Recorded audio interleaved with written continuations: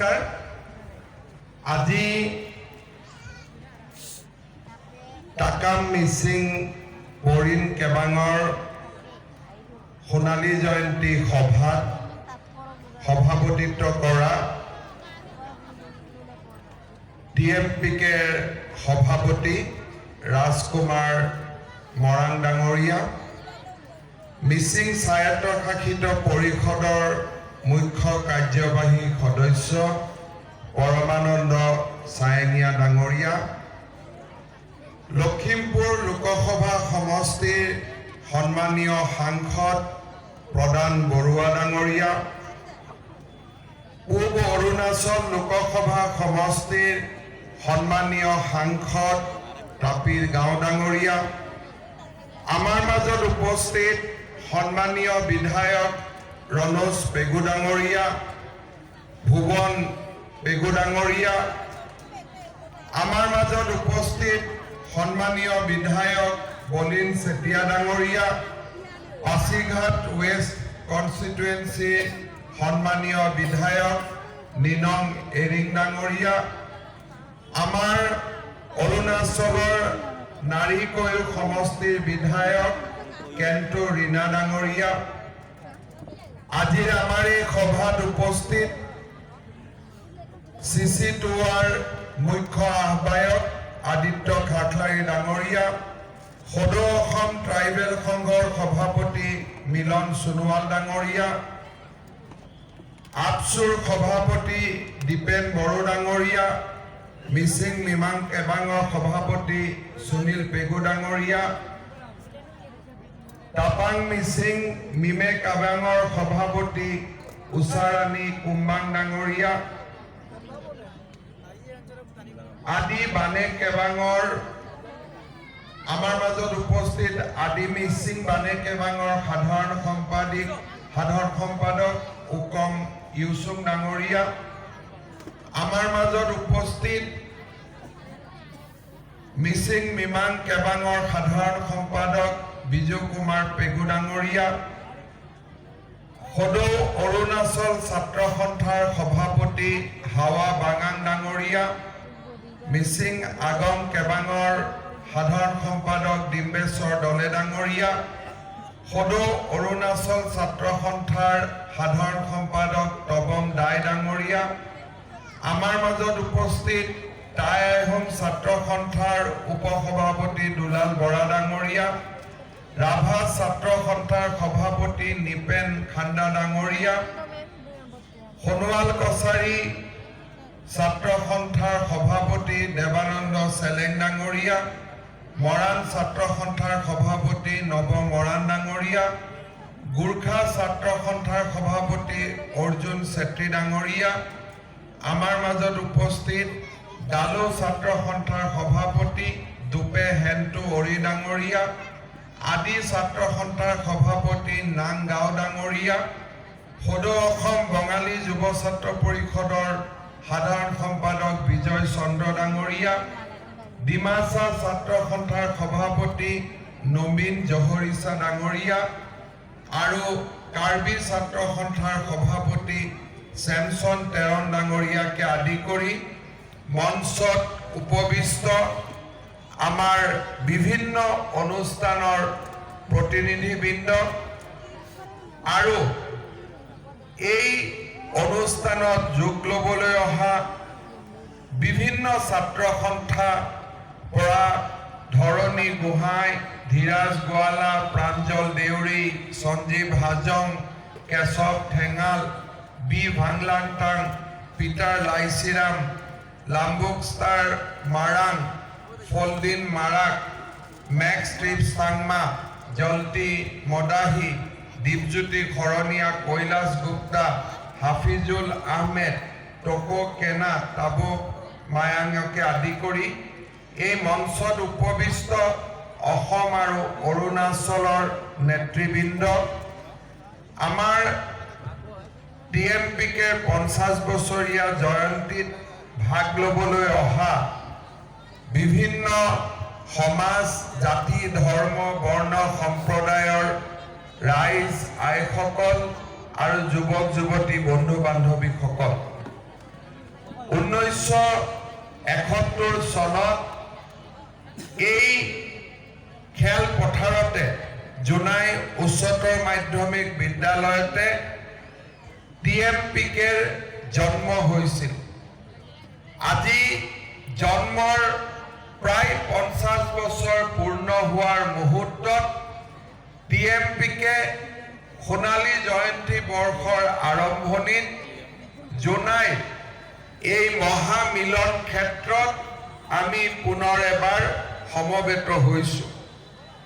মই অত্যন্ত সুখী যে এই অনুষ্ঠানত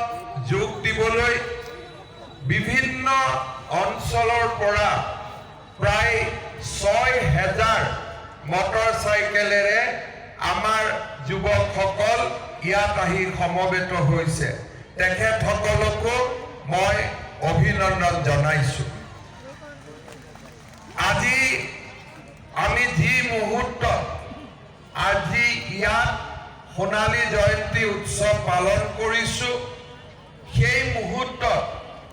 আমাৰে মাজৰ লাইকা আৰু দধিয়াৰ গাঁৱৰ লোকসকলে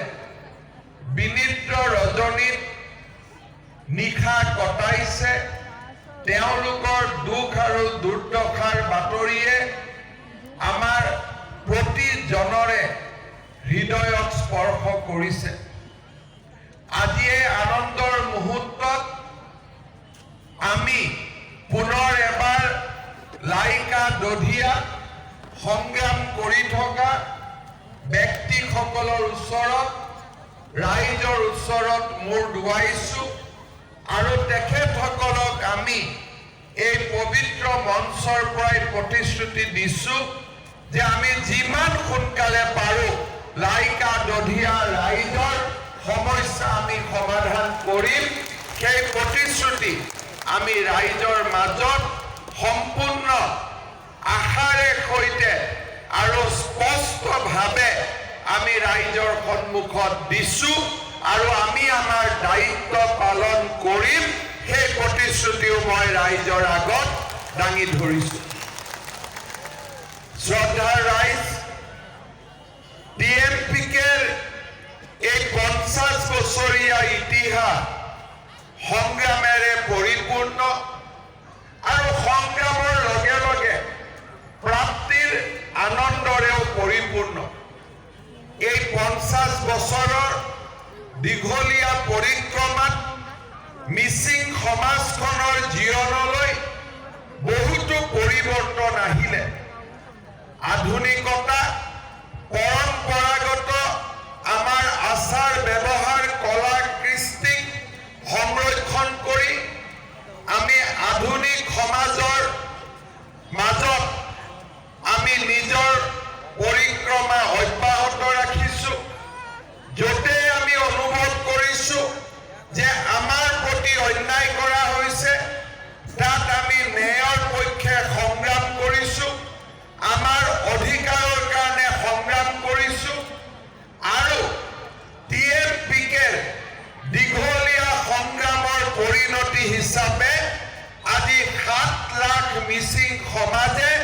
নিজৰ আত্মনিয়ন্ত্ৰণৰ অধিকাৰ সাব্যস্ত কৰি মিচিং স্বায়ত্তশাসিত পৰিষদখন লাভ কৰিবলৈ সক্ষম হৈছে। ৰণোজ পেগু ডাঙৰীয়াই কোৱাৰ দৰে অসম চৰকাৰ এই মিচিং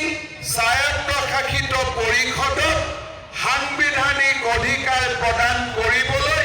আমি প্ৰতিশ্ৰুতিবদ্ধ আৰু আমি দায়বদ্ধ। ইতিমধ্যে অসম চৰকাৰৰ কেবিনেটে মিচিং স্বায়ত্তশাসিত পৰিষদক সাংবিধানিক মৰ্যাদা প্ৰদান কৰিবলৈ আমি আমাৰ অনুমোদন কেন্দ্ৰীয় চৰকাৰলৈ প্ৰেৰণ কৰা হৈছে আৰু মাত্ৰ সিদিনা কেন্দ্ৰীয় গৃহমন্ত্ৰী অমিত শ্বাহ ডাঙৰীয়াৰ সৈতে আমি মিচিং জনগোষ্ঠীৰ নেতৃত্বৰ লগত পোনপটীয়া আলাপ আলোচনাৰ দুৱাৰ এখনো আমি মুকলি কৰি দিছোঁ। আমি বিশ্বাস কৰোঁ যে মিচিং সমাজৰ লগতে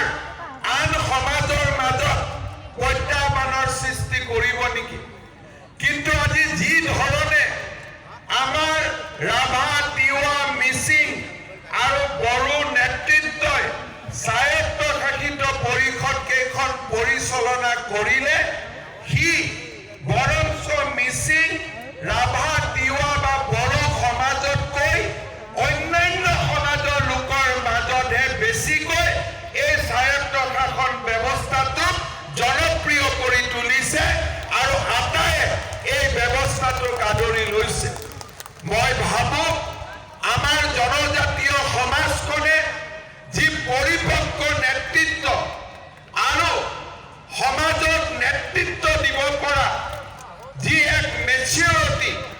এই সময়ছোৱাত প্ৰদৰ্শন কৰিলে সি সকলোকে আকৌ এবাৰ ক'বলৈ বাধ্য কৰিছে যে জনজাতীয় স্বায়ত্ত শাসন কোনো লোকৰ বিৰুদ্ধে নহয়, বৰঞ্চ ই অসমৰ মাটি ভেটি কলা কৃষ্টি ৰক্ষাৰ বাবে ই এক প্ৰয়োজনীয় ব্যৱস্থা বুলি ৰাইজে আজি ক'বলৈ বাধ্য হৈছে। আজি যি ধৰণে সৌখিদিনা কোচ ৰাজবংশী মৰাণ মটক এই সমগ্ৰ সম্প্ৰদায়ৰ মাজতো স্বায়ত্ত শাসন ব্যৱস্থাৰ আমি আৰম্ভণি কৰিছিলোঁ। এই ব্যৱস্থাক আমি আৰম্ভ কৰাৰ পিছত মই ধুবুৰী গোৱালপাৰালৈকে গৈছিলোঁ। অকল কোচ ৰাজবংশী নহয়, প্ৰতিজন ব্যক্তিয়ে এই ব্যৱস্থাটোক আদৰণি জনাই কৈছিলে যে অসমৰ মাটি বাৰী আমি যদি ৰক্ষা কৰিব পাৰোঁ, আমি এই স্বায়ত্ত শাসন ব্যৱস্থাৰ জৰিয়তেহে আমি ৰক্ষা কৰিব পাৰিম। আজি আমি সকলোৱে জানো যে আমাৰ ৰাজ্যখনৰ পৰিৱেশ সেই দিনটোত আৰু থিয় হৈ থকা নাই। এটা দিন আছিল অসমীয়া ভাষা আমি যিসকলে কওঁ, আমি ভাবিছিলোঁ যে আমাৰ অসমৰ নেতৃত্ব আমাৰ হাতত থাকিব। ক'ৰবাত নহয় ক'ৰবাত অসম আন্দোলনে আমাৰ মাজত এটা উগ্ৰ জাতীয়তাবাদী চিন্তাধাৰাৰো আমাৰ মাজত সৃষ্টি কৰিছিল। আমি ভাবিছিলোঁ যে অসমৰ ভৌগোলিক সীমাৰ মাজত অসমীয়া মানুহৰ যি নেতৃত্ব আছে